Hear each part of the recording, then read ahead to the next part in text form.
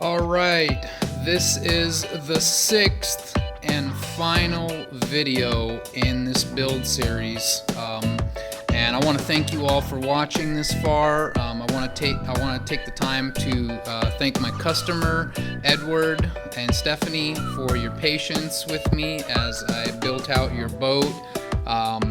And thank you all for watching. I really appreciate that. And I really hope that I have helped you get to this stage in your boat build. And also, just a reminder, once I get my Teachables class finished, because it's going to take me a little bit of work to put all the footage, all of the footage that you guys have seen in this build series is literally maybe less than a quarter, if not a quarter, of the total footage that I have and photos and just going into details that I will only make available to the people that pay for the Teachables class. So once I get that done, please look for it in the description. But in the meantime, for this video, the very last thing that I will be doing is grinding out the interior circumference of this specific propeller. Since it is not a 4mm propeller, it is a 3.17, so I've got a little bit of grinding to do. But I'm hoping to get this done quickly so that I can get this monster in the water and show you guys how fast it is and how awesome it is once I get it running. So stay tuned. This will be an awesome final episode. We're going to get this guy in the water, get it running, and then get it shipped out to Edward so that he can bash it and have some fun with it. But once again, thanks for watching. Stay tuned for the final run video and my final send-off. And here we go. Alright, and finally, after about 45 minutes of playing with it and lots of grinding all this pixie dust over here and getting it down to the fine details with the manual file, it fits perfectly and it's very snug. This thing's not going anywhere. So that's quite a bit of bite left for me to secure this. Put this nut on. Obviously, I'm going to put a lot of Loctite in there and get it on there very tightly. Unfortunately, it is almost 11:30, so I won't be running it tonight. But it will be ready to go first thing in the morning and ready to mail out. So I am going to bed, and I will catch you guys in the morning. Alright, it is the next day, and everything looks nice and clean. Looks really good. I've got the new boat here next to my boat, and we're going to look at some similarities and some differences. And the first thing you can see right off the bat is the motors.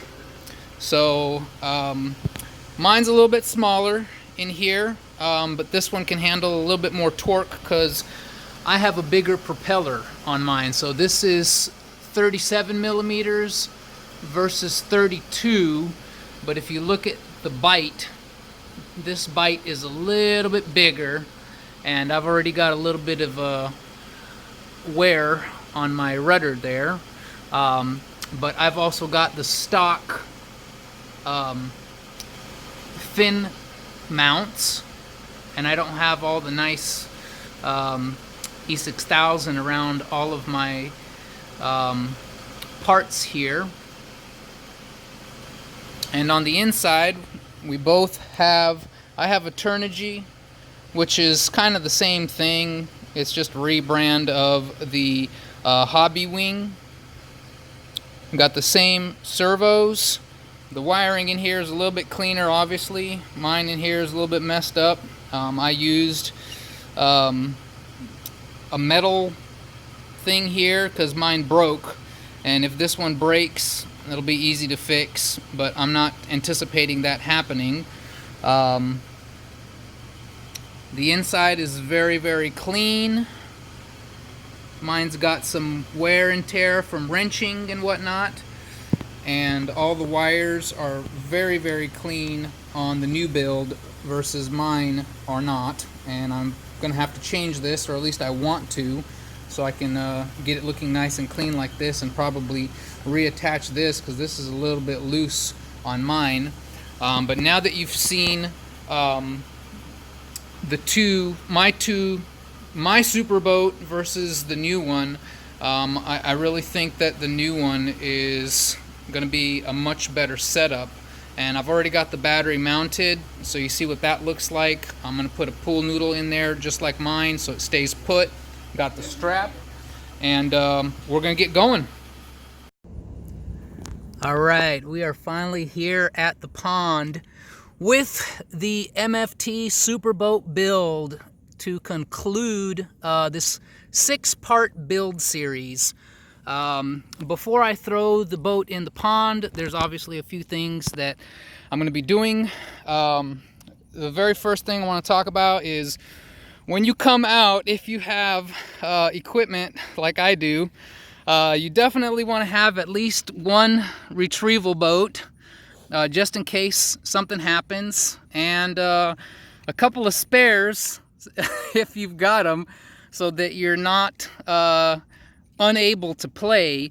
But the most important thing that you want to have is your, I guess I'm going to call it your field kit, with everything that you could possibly need or want, including extra parts, servos, straps, tape, whatever, LiPo alarms to check the voltage on your batteries, converter plugs if you use Dean's or XT60 type plugs, obviously scissors, and what I use is electrical tape for hull tape. So with that, I'm going to hand the camera to my son, and I'm going to show you how I apply the hull tape, and we're going to get the boat in the water. All right, it's actually a beautiful day. I'm glad that today is the day we get to put the boat in the water, because the days prior and many days prior to this has not been this beautiful.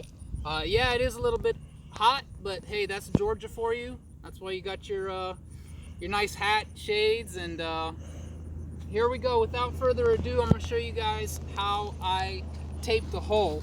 So the first thing you want to do before you start taping away is make sure that you've got your boat set up and powered up. So the first thing you want to do is turn on your radio. And as soon as the radio is turned on, you grab your connectors here. And that's the sound we're looking for. We got 3S in here. And let me give you guys a quick listen. Yeah, this thing is a monster. And another thing, you don't want to run it outside of the water like that too much. So you want to do all the hard running in the water. So let me go ahead and tape this hull. Grab a strip here for the back and give it a nice seal. There we go. And I've been doing this for a while, so I'm going to make it look really pretty. But I will tell you that with any kind of tape that you use, eventually you'll be peeling up tape or peeling up paint, so don't feel bad about that. This is how I do it, just so we get a nice good seal.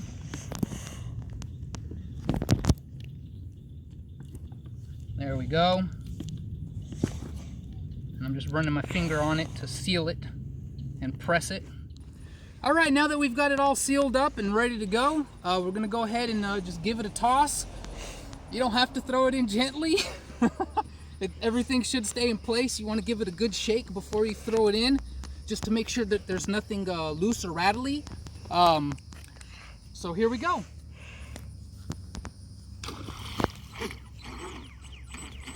And avoid using reverse if you can, because that brings water in. But I have to use it right now.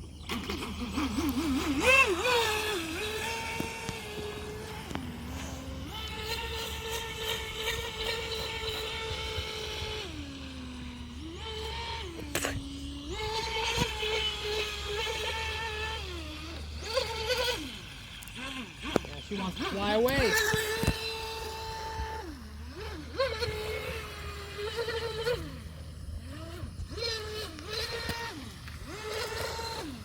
Looks like it's pulling to the right, so we're going to give it a little bit of left trim.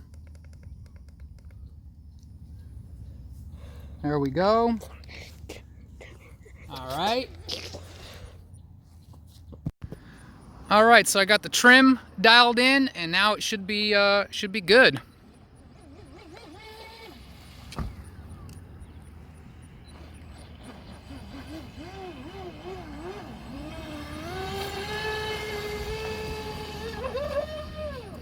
Yeah, if you hit that that turn really hard, it will do flips.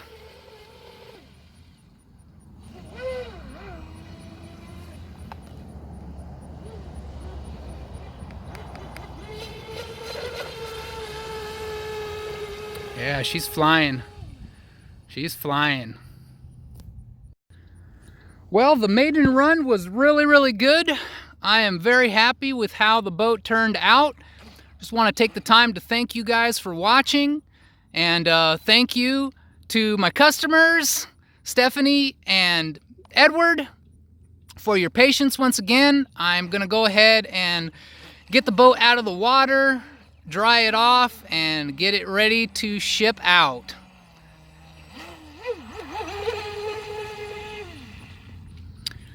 As always, have a wonderful day, and I will see you guys in the next one.